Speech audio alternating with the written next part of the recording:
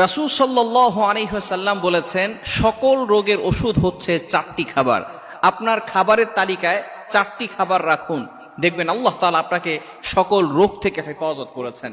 অনেকেই আমরা বিভিন্ন ধরনের খাবার খাই। বর্তমানে ফরমালিনযুক্ত খাবার খাওয়ার ফলে ম্যাক্সিমাম পিপল, অনেকেই দেখা যাচ্ছে রোগের ভিতরে আক্রান্ত হয়ে যাচ্ছে, বিভিন্নভাবে ক্ষতিগ্রস্ত হচ্ছে।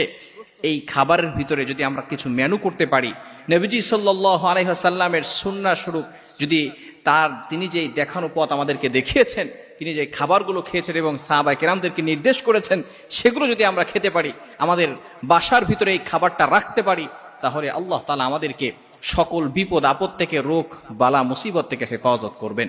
আসুন, কোন কোন খাবার ঘরের ভিতরে রাখলে এবং সেই খাবারগুলো যদি আমরা খাই, তাহলে আল্লাহ তাআলা রোগ থেকে আমাদেরকে হেফাজত করবেন। নাম্বার 1, 1 নাম্বার হচ্ছে মধু। মধু হচ্ছে খুবই গুরুত্বপূর্ণ একটি খাবার। এটা কিন্তু জান্নাতি খাবার।